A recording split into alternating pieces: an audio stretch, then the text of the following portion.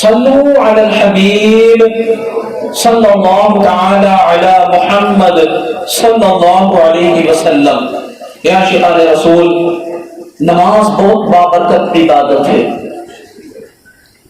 نماز کی برکت سے دنیا بھی سنور جاتی ہے اور آخرت بھی سنور جاتی ہے۔ آئیے نماز کے فضائل و فوائد سنتے ہیں۔ حضرت ابو بکر بن مفضل رحمت اللہ علیہ فرماتے ہیں، میں نے اپنے ایک رومی دوست سے اسلام قبول کرنے کا سبب پوچھا تو اس نے بیان کیا، ہمارے ملک پر مسلمانوں کا لشکر حملہ آور ہوا، جنگ ہوئی، کچھ لوگ ہمارے قتل ہوئے اور کچھ ان کے۔ میں نے اکیلے 10 مسلمانوں کو قیدی بنا لیا۔ ملک روم میں میرا بہت بڑا گھر تھا، بہت بڑا مکان تھا۔ میں نے ان سب کو اپنے خادمین کے سپرد کر دیا، انہوں نے ان کو بیڑیوں میں جکڑ کر کھچڑوں پر سامان لادنے کے کام پر لگا دیا۔ ایک دن میں نے ان قیدیوں پر مقرر ایک خادم کو دیکھا کہ اس نے ایک قیدی سے کچھ لیا اور اس کو نماز پڑھنے کے لیے آزاد کر دیا، یعنی بیڑیوں سے اس کو آزاد کر دیا، چھوڑ دیا اسے۔ میں نے اس خادم کو پکڑ کر مارا، پوچھا بتاؤ تم اس قیدی سے کیا لیتے ہو؟ تو اس نے بتایا، یہ ہر نماز کے وقت مجھے 1 دینار دیتا ہے، ہر نماز کے وقت مجھے یہ 1 دینار دیتا ہے۔ صلو علی الحبیب صلی اللہ علی محمد صلی اللہ علیہ وآلہ وسلم۔ تو پیارے پیارے اسلامی بھائی، اس نے بتایا کہ یہ ہر نماز کے بعد مجھے 1 دینار دیتا ہے، اسی لیے میں 1 دینار لے کر کے اس کو نماز پڑھنے کے لیے چھوڑ دیتا ہوں۔ میں نے پوچھا، کیا اس کے پاس دینار ہے؟ تو اس نے بتایا، نہیں، اس کے پاس دینار نہیں ہے، اس کے پاس دینار نہیں ہے، مگر جب یہ نماز سے فارغ ہوتا ہے تو اپنا ہاتھ زمین پر مارتا ہے، اور 1 دینار نکال کر مجھے دے دیتا ہے۔ اللہ اکبر۔ خادم کا بیان سن کر مجھے شوق ہوا کہ اس کی حقیقت جانو، لہذا جب دوسرا دن ہوا تو میں نے اس خادم کا یونیفارم پہن لیا، اس کا لباس پہن لیا اور پہن کر اس کی جگہ کھڑا ہو گیا۔ جب ظہر کا وقت ہوا تو اس نے مجھے اشارہ کیا کہ مجھے نماز پڑھنے دے،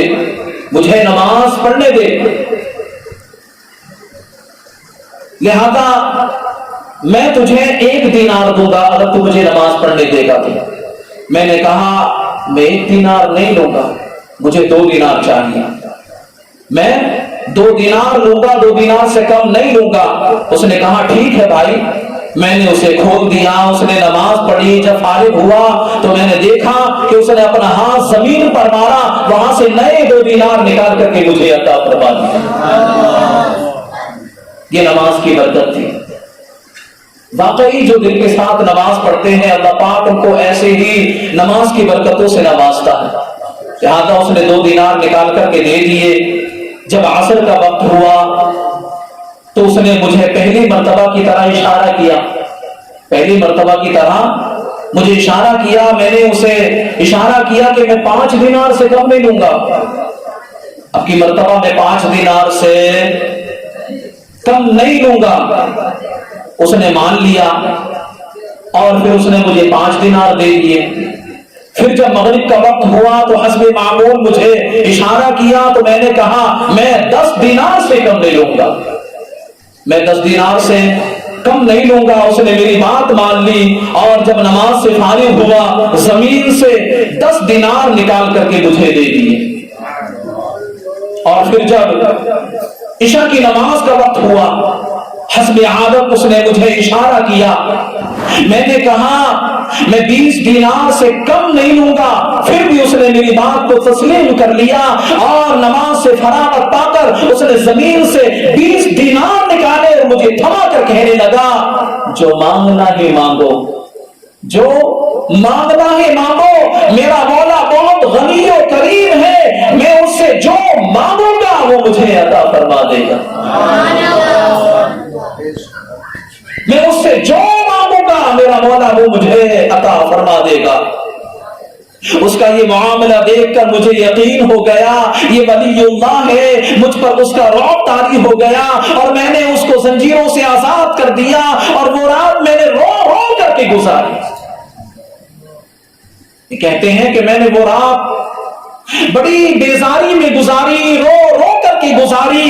اللہ اکبر. جب صبح ہوئی تو میں نے اسے بلا کر اس کی تعظیم و تکریم کی، اسے اپنا پسندیدہ نیا لباس پہنایا اور اختیار دیا وہ چاہے تو ہمارے شہر میں عزت والے مکان یا محل میں رہے اور چاہے تو اپنے شہر چلا جائے. اختیار ہے تجھے، چاہے تو یہاں رہے چاہے تو اپنے شہر چلا جائے. اس نے اپنے شہر جانا پسند کیا. میں نے ایک خچر منگوایا، زادے راہ یعنی راستے کے اخراجات دے کر اسے خچر پر خود سوار کیا اور اس نے سوار ہوتے وقت مجھے دعا دی اللہ پاک تجھے اپنے پسندیدہ دین پر تیرا خاتمہ فرمائے. خچر پر سوار ہوا تو یہ دعا دی اللہ پاک تجھے مرتے وقت کلمہ نصیب فرمائے، تیرا خاتمہ ایمان پر ہو، تیرا خاتمہ اللہ پاک اپنے پسندیدہ دین پر فرمائے. اللہ اکبر. اس کا یہ جملہ مکمل نہ ہوا تھا کہ میرے دل میں دین اسلام کی محبت گھر کر گئی. پھر میں نے اپنے 10 غلام اس کے ہمراہ بھیجے، انہیں حکم دیا اسے نہایت و احترام کے ساتھ لے جاؤ. پھر اس کو ایک دوات اور کاغذ دیا اور ایک نشانی مقرر کر لی، ایک نشانی مقرر کر لی کہ جب وہ باحفاظت تمام اپنے مقام پر پہنچ جائے تو یہ نشانی لکھ کر میری طرف بھیج دے. اس نشانی کو میری طرف باحفاظت بھیج دینا. ہمارے اور اس کے ملک کے درمیان 5 دن کا فاصلہ تھا، 5 دن کی مسافت کا فاصلہ تھا. مگر بڑا عجیب معاملہ تھا کہ جب 6واں دن آیا تو میرے خدام میرے پاس آئے. ان کے پاس رقعہ بھی تھا جس میں اس کا خط اور وہ علامت موجود تھی. میں نے اپنے غلاموں سے جلدی پہنچنے کا سبب دریافت کیا تو انہوں نے بتایا جب ہم اس کے ساتھ یہاں سے نکلے تو ہم کسی تھکاوٹ اور مشقت کے بغیر گھڑی بھر میں وہاں پہنچ گئے. اس کے ساتھ جب ہم جا رہے تھے تو نہ کوئی تھکاوٹ تھی نہ کوئی مشقت تھی اور لمحہ بھر میں وہ راستہ طے کرتے چلے گئے. یعنی ایک ہی دن میں وہ ہم نے پورا راستہ طے کر لیا. اللہ اکبر. بغیر کسی مشقت اور تھکاوٹ کے گھڑی بھر میں وہاں پہنچ گئے. لیکن واپسی پر وہی سفر 5 دنوں میں طے ہوا. جب وہاں سے واپس آئے تو وہی سفر ہم نے 5 دن میں طے کیا جو کہ 1 دن میں اس کے ساتھ میں طے کیا تھا. ان کی یہ بات سنتے ہی میرا دل مچل گیا اور پھر میں نے مچلتے ہوئے پڑھا اشہد ان لا الہ الا اللہ واشہد ان محمد رسول اللہ وان دین الاسلام حق. میں گواہی دیتا ہوں کہ اللہ کے سوا کوئی معبود نہیں اور میں گواہی دیتا ہوں کہ یقیناً محمد الرسول اللہ صلی اللہ علیہ وسلم اللہ کے رسول ہے اور بے شک دین اسلام حق ہے. پھر میں روم سے نکل کر مسلمانوں کے شہر آ گیا. یہی میرا ایمان لانے کا سبب بنا.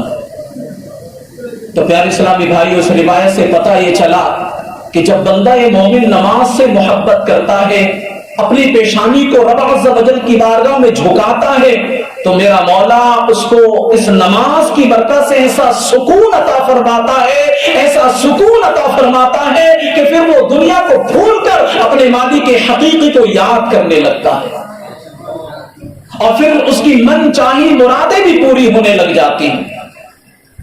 اے خوش نصیب عاشقان نماز، نماز ہم گناہ گاروں کے لیے بہت بڑی نعمت ہے۔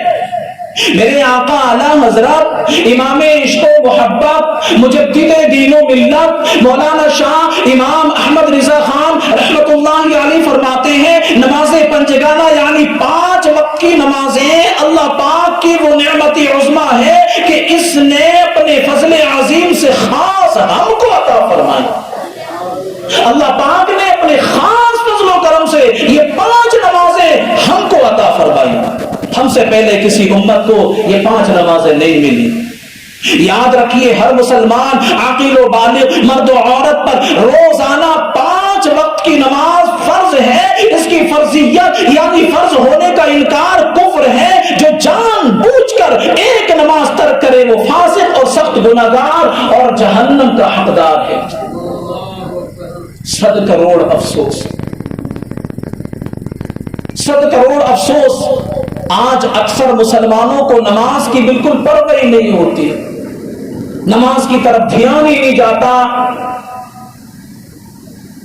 ایک بڑی تعداد کو دیکھا گیا ہے کہ وہ بیٹھ کر کے موبائل میں گیم کھیل رہے ہوتے ہیں یا پھر یوں ہی باتوں میں گپ شپ میں وقت کو گزار رہے ہوتے ہیں۔ اذان کب ہوئی پتہ ہی نہیں چلتا، نماز کا وقت کب ہوا پتہ ہی نہیں چلتا، ان کو نماز کی کوئی پرواہ ہی نہیں ہوتی۔ لوگوں کا نماز کی طرف سے رجحان ہٹتا جا رہا ہے۔ شاید یہی وجہ ہے کہ ہمارے گھروں میں مصیبتیں ہیں، ہمارے گھروں میں بے چینیاں ہیں، ہمارے گھروں میں بے قراریاں ہیں۔ ان بے قراریوں بے چینیوں کی ایک وجہ یہ بھی ہے کہ ہم نے مالک حقیقی کی عبادت کرنا چھوڑ دیا۔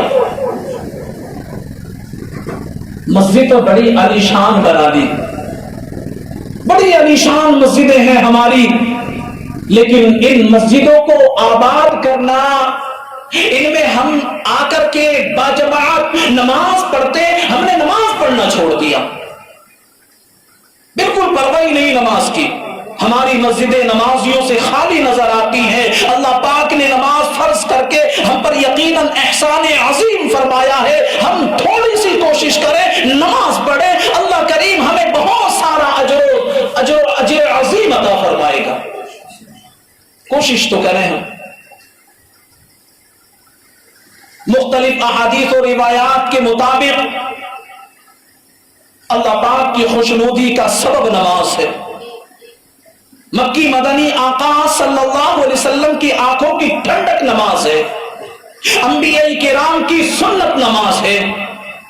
نماز اندھیری قبر کا چراغ ہے، نماز عذاب قبر سے بچاتی ہے، نماز قیامت کی دھوپ میں سایہ ہے، نماز پرصراط کے لیے آسانی ہے، نماز نور ہے، نماز جنت کی کنجی ہے، نماز جہنم کے عذاب سے بچاتی ہے، نماز رحمت نازل ہوتی ہے، اللہ پاک بروز محشر نمازی سے راضی ہوگا، نماز دین کا ستون ہے، نماز سے گناہ معاف ہوتے ہیں، نماز دعاؤں کی مقبولیت کا سبب ہے، نماز بیماریوں سے بچاتی ہے، نماز سے بدن کو راحت ملتی ہے۔ جی ہاں، جو نماز پڑھتے ہیں ان کو پتہ ہے کہ نماز میں کیا کیا چیز رکھی گئی۔